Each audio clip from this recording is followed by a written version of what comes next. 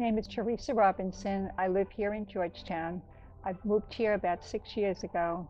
It's the best thing I've ever done. I'm so happy to be in Georgetown. And I moved from upstate New York, where of course the climate and living conditions and plant material is entirely different from here. So when I moved here, I knew I wanted to have a garden. I also knew I had to do drought-tolerant plants, which is today called Xeriscape. And we're supposed to use as little water as possible because we're in a severe drought, and everybody needs to be conscious of the fact that you can garden in Texas with utilizing as little water as possible. Hence, when I came here, I did all that I could to do my research and tried to plant plants that I knew would do well, and so far it's worked for me. I was a master gardener in New York for 22 years, and I just transferred in as a master gardener here in Georgetown.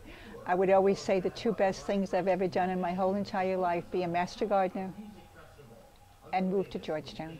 I'm so happy to be here. I love everything about Georgetown. And master gardening provides you with the best education, the best Texas A&M professors, and you learn the best information, the latest information and up-to-date of the area. And the purpose of being a master gardener is to educate the public.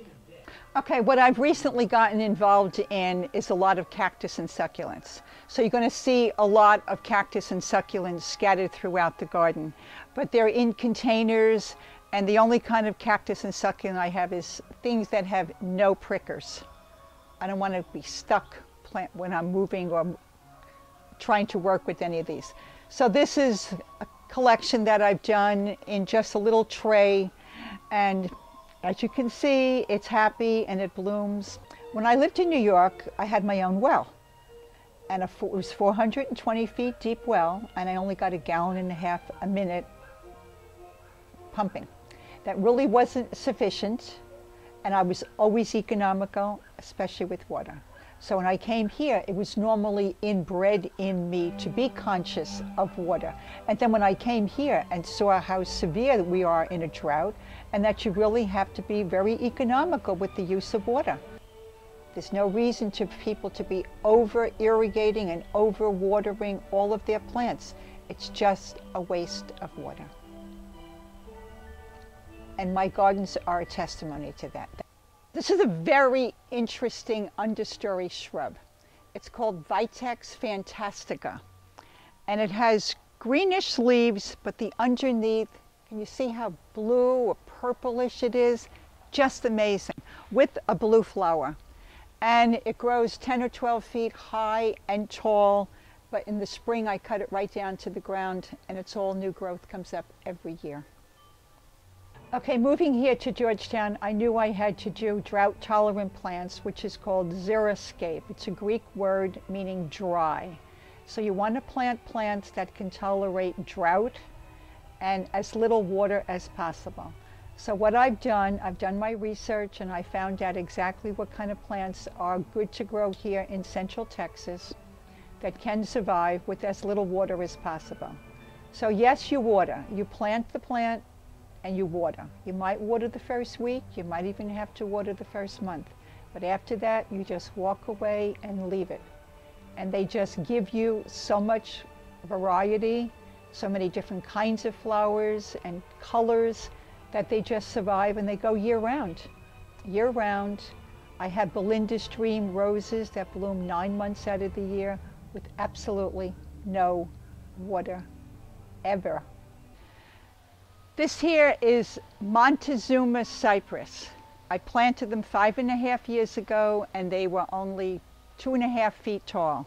And you can see the growth on them, how large they've gotten, and they also get cones. And this time of the year, they'll begin to turn brown, and they are deciduous, so they'll lose their needles. But it's a beautiful tree. It doesn't require any water. It's just amazing. And after 6 years, it must be 20 feet tall.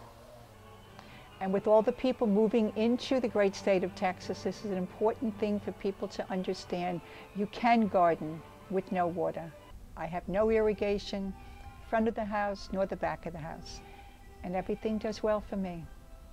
The major part of my gardening is in the spring and the fall, but other than that, I usually spend 1 hour a week in my gardens. Deadheading, weeding, that's about it. Mulching, I heavily mulch to keep the soil cool, keep the weeds down, and keep the moisture in.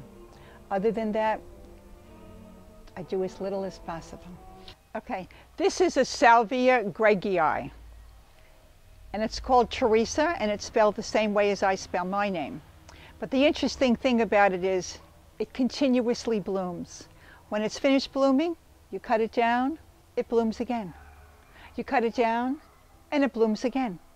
And the interesting thing is, even though it's white and it has a pale pink color to it, it has one particular branch that has a pink flower on it. Totally pink, so it's called a sport. So it's 98% white, and then the one pink flower. In the fall, sometimes you cut the plants down. In the winter, you might continue cutting them down to the ground if they require that, and then they just come back again with a vengeance. New growth. A lot of native attract hummingbirds and butterflies. Greg's blue mist flower attracts butterflies all season long. They are beautiful, it's nice to have them, and then they flutter in and they flutter out. Hummingbirds are here all the time. They're just happy.